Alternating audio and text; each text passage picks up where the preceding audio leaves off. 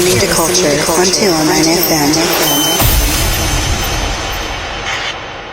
What's up? It's your boy DJ Kaushun, and welcome to 209 FM. Listen to Culture. We got Lady Eclectic in the building. Hello. So today we have a featured artist. We have Mr. Ben Kaos from Stockton, California. What up? What up?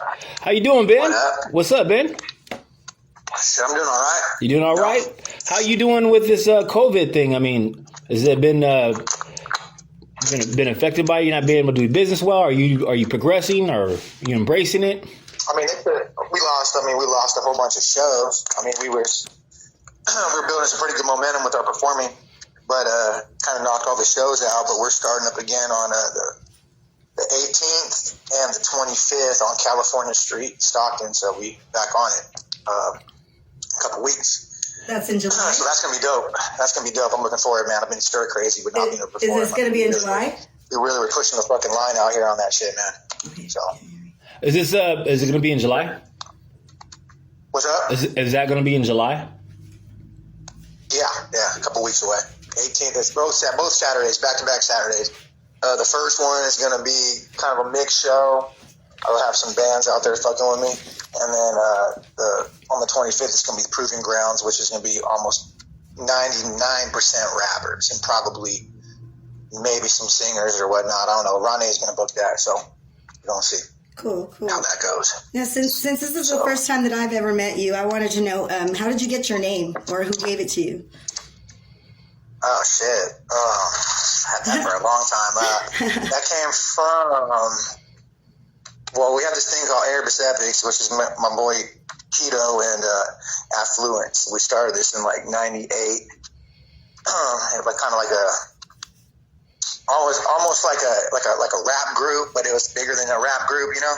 Uh-huh. It was more like basically it was its own movement in the making, and really pertained to revolution. And actually a lot of this shit that's going on right now, we were talking about 2 years ago, matter of fact, which is pretty crazy, before the internet and all that. So basically just a bunch of chaotic shit, you know? So they just started calling me Chaos, you know?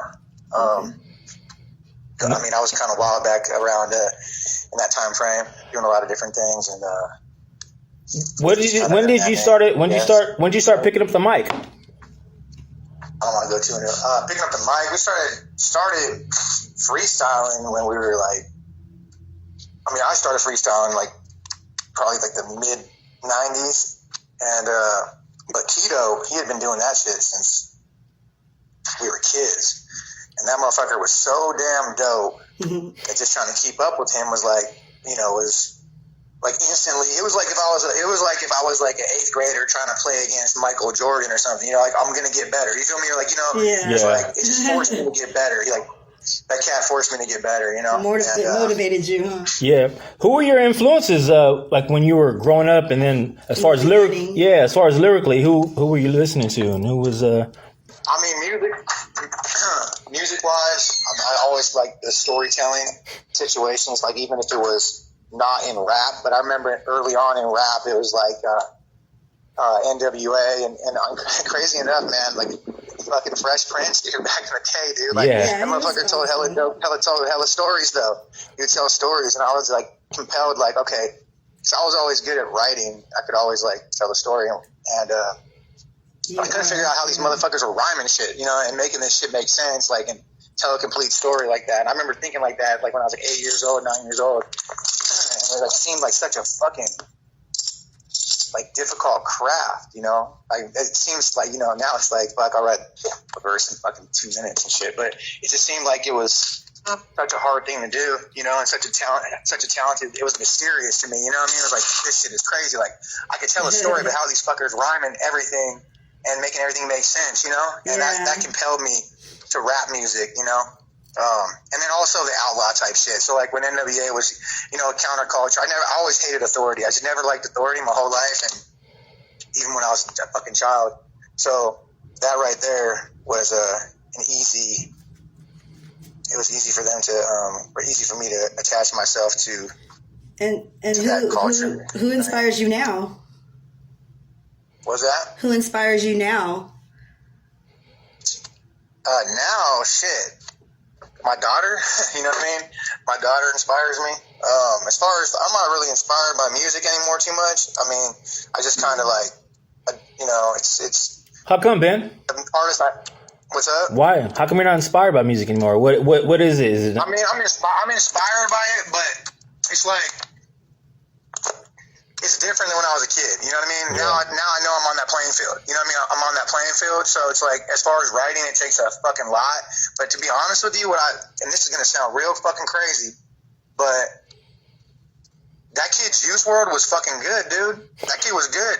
Like, people don't give that kid credit because like a lot of rappers my age are like talking about why these young rappers aren't shit, but he painted a good fucking picture, and he was talking about things that were far beyond his years, talking about codependency and all kinds of psychological shit. And I've been studying this psychological shit for really hard for like 4 years, and fucking kid was talking about that shit like 19 years old, dude. You know, I mean, and yeah, he wasn't like busting like hella intricate bars, you know, but the fucking mood of the music was dope as fuck. So I'm gonna be the first, I guess, older motherfucker that you probably have in your shit that's gonna tell you some of these young motherfuckers were good. That kid X was good.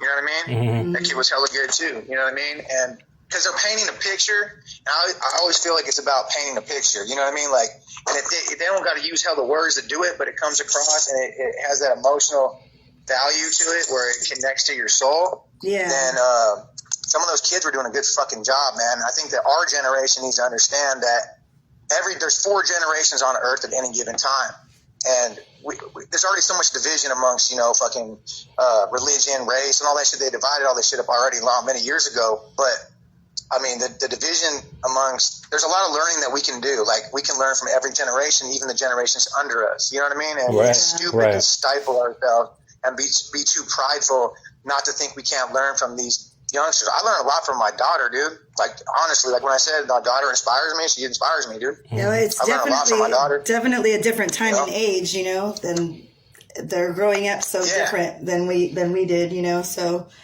I know with social media, it being the way it is, and the way the COVID is now. I mean, what do you think the biggest change is from?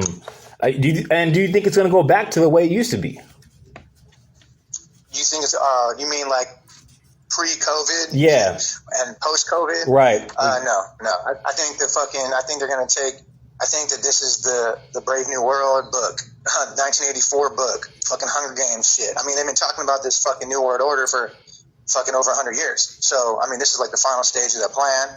They started their final stage of the plan, you know, September 11, 2001, and it just kept chipping away, and now they're doing this fucking crazy shit. And I wouldn't be surprised if they really want to push us into a civil unrest, a civil war type situation, so so people will beg them to trade security for freedom. You know what I mean? So people are going to be like, "Here's our freedom, just give us security again," you know, and then they're going to be able to establish more and more laws and more control, and then ultimately have that in their mind. It's a utopia because they're going to have complete control, and you know, and they feel like they know what's best. The people that run the world, they feel like they know what's best for us and for the future of humanity. When they're not even, but they're so skewed because they're controlled by a real evil entity and an evil force in a sense. But so some of them believe they're doing the right stoic thing, but in the process, it's all materialistic and it's based on security, but it's not based upon our fucking soul development, which is what we really are, because we're all energy inside these fucking bodies. Mm-hmm. So at the end of the day, it doesn't even fucking matter. What matters is how our souls are evolving. You know what I mean? Yeah. And trying to get to the next level. You know what I mean? But they're stifling the growth of the spirit purposely. And I don't know exactly what reason they're doing it. I know they're feeding off of us, but I don't know exactly why they're doing that. But they are, in fact, fucking doing that, and that's my enemy. That's my war. This shit's bigger than when I was talking about Erebus earlier. Mm-hmm. That shit is like fucking war, you know, against those motherfuckers. You know what I mean? Because at the end of the day, it's bigger than music. Music is a tool that can be used like a gun, right? It can be used for the good or for the bad. You know what I mean? Yeah. Because it influences people like nothing else, really. So, who wants to? How are we going to use the weaponry? You know, and that's only one thing, man. I mean, they also waging war on the man and woman relationship.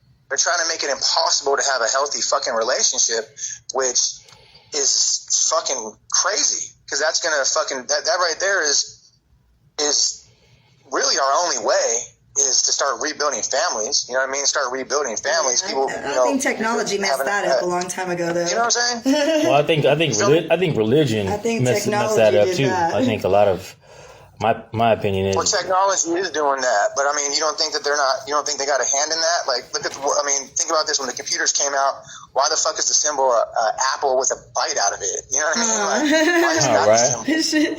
You know what I mean? Eve wasn't supposed they're to. clowning people. They're clowning people.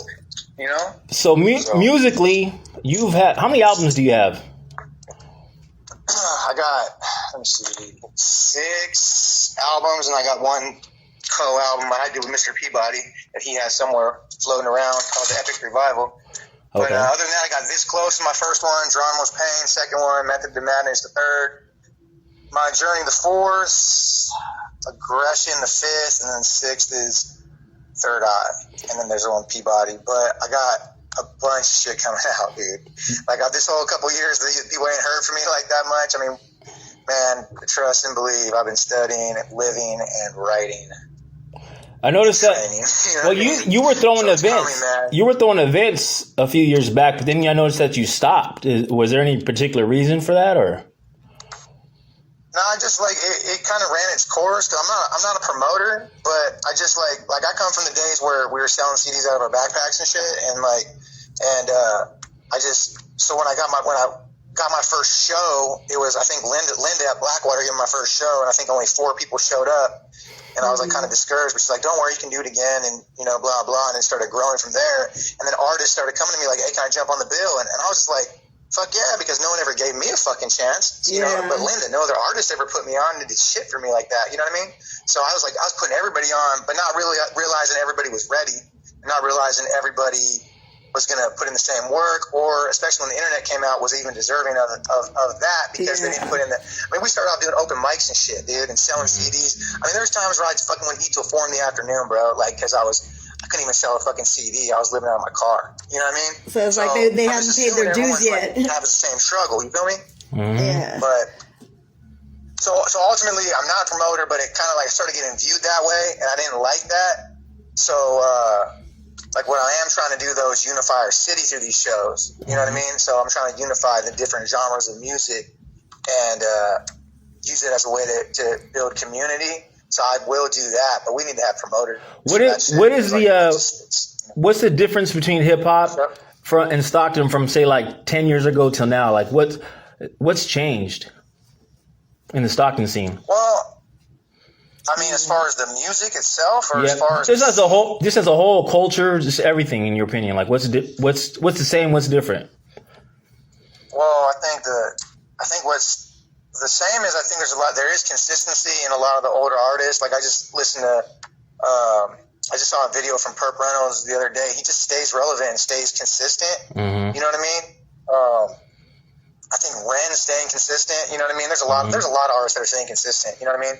But with what's kind of staying true to what they've always been about. You know what I mean? Mm-hmm. And I think like the new generation though, the kids coming up, they're just the sound. It sounds different. The sound is obviously different. It's that kind of generation sound. But the kids are doing well. We got some fucking talent out here, man. We got a lot of talent out here. Like at the Proving Grounds, the shows that we had a couple months back.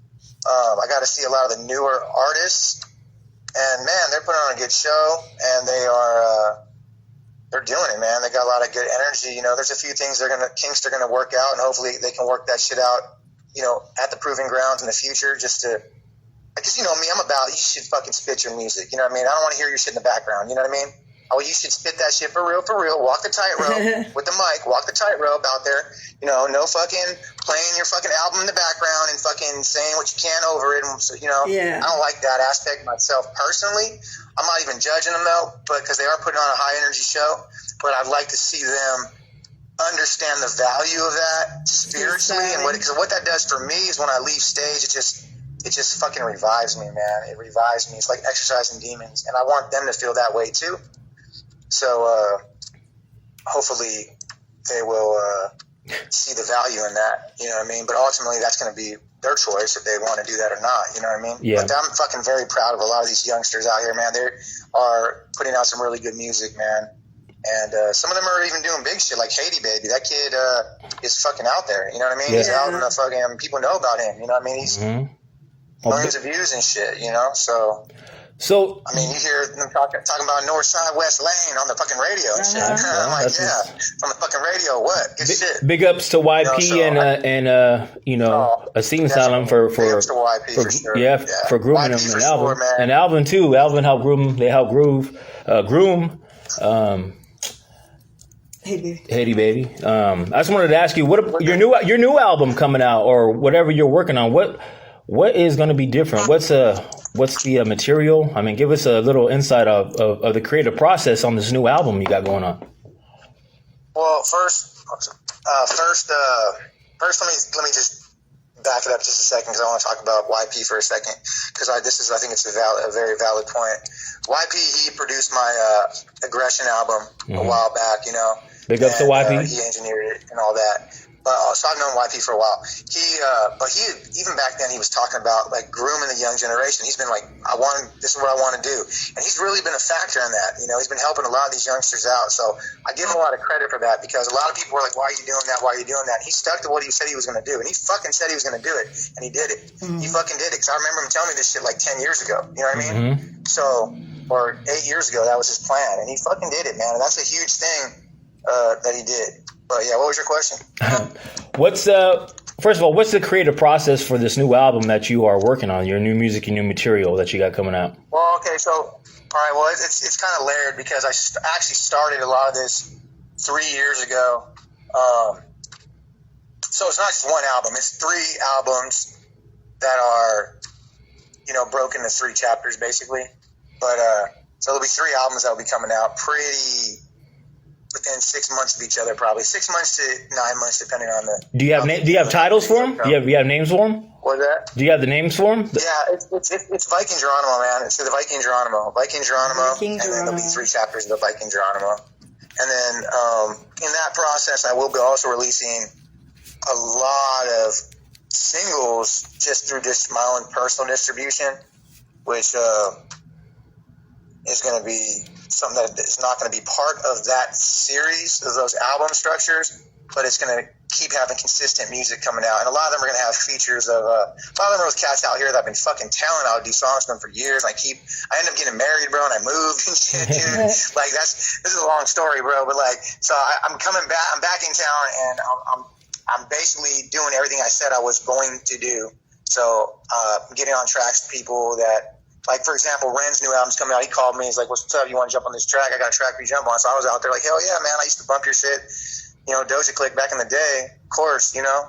And his album's going to be pretty tight. I heard a lot of that shit when I was at the studio. And then same with Fonzo, and I'm going to do some shit with Perp and Incredible. And it's a lot of the cast that I've said that, you know, it's a long time coming. So there's going to be songs coming out periodically separate from the 3 projects that are pretty much already written, and one's already recorded all the way through, but 2 pretty much are.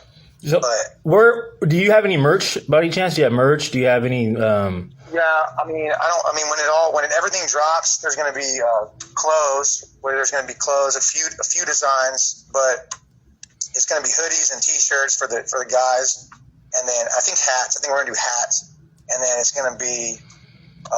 Hoodies for girls too, partners right? in this. I got some partners in this, and I'm letting the girls that are my partners in this. I'm letting them kind of like, let them pick what kind of female clothes, you know, let them deal with that part of it. You know what I mean? Yeah. So there'll be it's gonna be a complete business with the merchandise. Like there's gonna be keychains. I mean, there's some shit I'm not gonna mention right now, but we're gonna have some cool ass shit. I'm gonna have a fucking books coming out. I mean. There's been a lot of shit on this little store that you know that we're gonna have. So that's not separate from my music, but it is kind of a different entity too, because we're mostly doing like it's called Kill Fear. Like some of the line is called Kill Fear. So that's gonna have its own little thing going too. So when are your let the audience know when your show dates are, your next show dates coming up, or they can see you. Yeah, the 18th on California Street. Just get on my Instagram, Ben Kaos, you know what I mean? And you'll be able to see all that shit. Go to my Instagram and stay, because we're going to have shit pop in. Obviously we might have to run audibles because, COVID shit. So just stay on. Instagram is where you guys, is the best place to fuck with me at, or Facebook. But Facebook is like, shit, I'm giving out psychology lessons on that motherfucker. I know. But you're very good. I know you've seen that. You've seen that shit, right? I know you've been reading that shit. Yes, I did.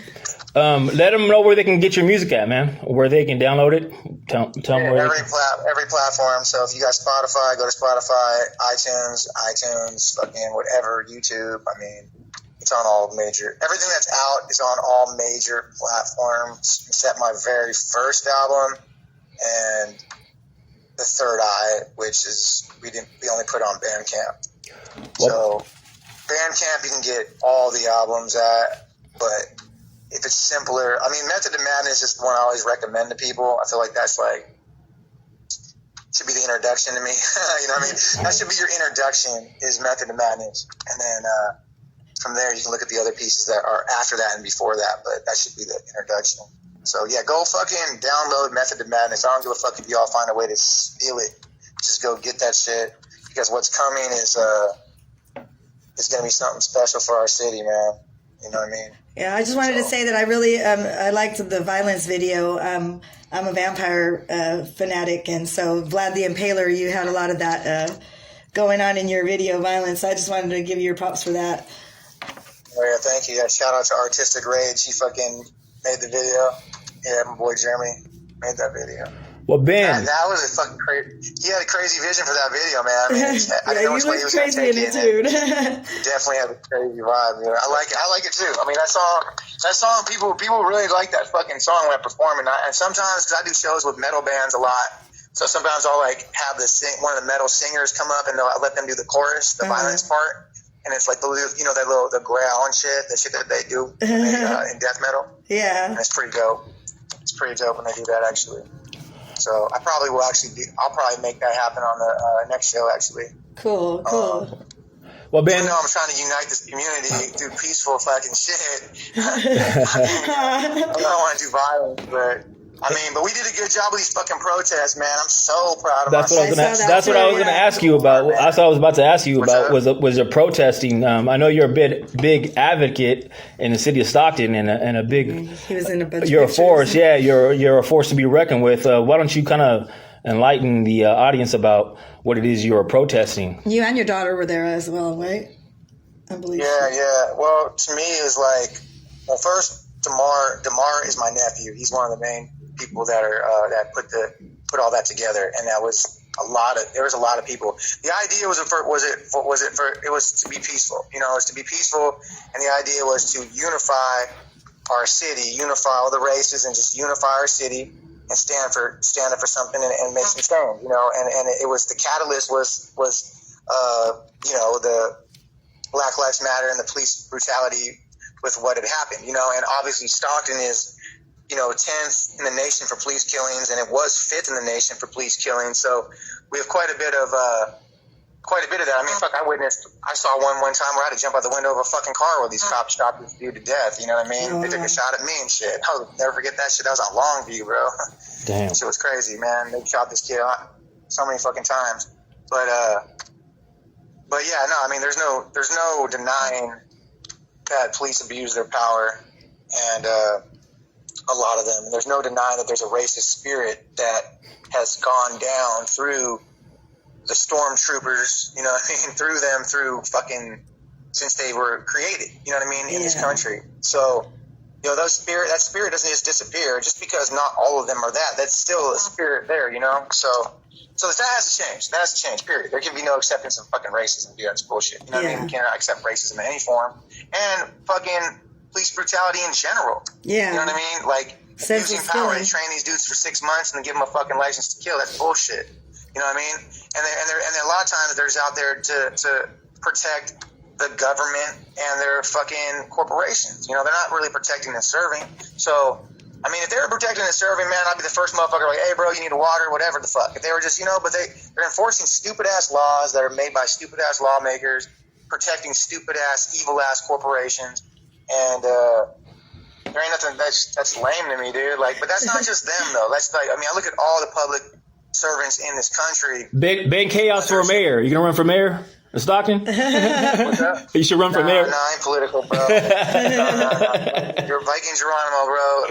But I'll be there when I'm needed. I'm there when I'm needed for the shit that I'm good at. You know what I mean? Yeah, what up? I'm not trying to be, I ain't no politician. I ain't no fucking lawyer. You know what I mean? Yeah. But I'll tell you this, we do need to get some people from the people in our city council and mayor. We do need to get people from the town that want to stay here, that are invested here, that have roots here, that don't want to go try to be fucking some senator like Tubbs is trying to do. You know what I mean? Like, and the fact that Tubbs, I'm gonna say this real easily.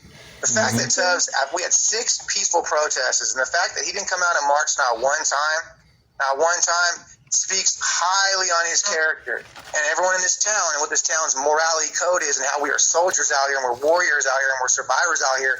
All that shit, he don't represent none of that shit in his fucking bullshit. So to me, it's crazy if he gets elected again. I mean, the fact that he didn't fucking march, not one time is fucking sad to say the least. Yeah. And he's not a leader, and we need a fucking leader. We need someone that wants to unite the people, just like in this country. The president needs to be a person that unites the people, not divides the people. It's very fucking simple, dude. Like, this is not fucking brain surgery, dude. Yeah. I mean, you want to have a solid place, you fucking unite. You don't divide. You know what I mean? Right. Yeah. But if you divide, you divide because it's capitalist nature, and they want to fucking, the rich get richer, they want to hold their power. But I mean, we don't need that shit. So that's what the protests were about. So for me, it was like, we're uniting. I'm going to make damn sure that no one gets hurt out here. You know what I mean? So that's one reason, too, is there's a lot of children out there and women. So I'm like, well, you know what I mean? I train every day for war. So I'm trying to make sure that none of our people get hurt. You know what I mean? From either the cops or outside forces. Because, I mean, who knows? Motherfuckers might roll down from the hills, like, on some racist shit. Or even that people from up north that are trying to instigate shit, come to our town to instigate. We don't need none of that. We just need to unify our city, our people. You need to unify as one, and then change can be made. Because we're a powerful people out here as a whole. Yeah. We're powerful energy out here. So that's how I was just, man. I ain't gonna lie, dude. That first day, dude, 4,000 people. I look back. I'm on the front line. I'm looking back behind me. And there's 4,000 people, man, and everyone's just all unconditional love, man. I just, that brought a tear to my motherfucking eye, man. It was hard for me to have to break down because I've been wanting that for so long out here.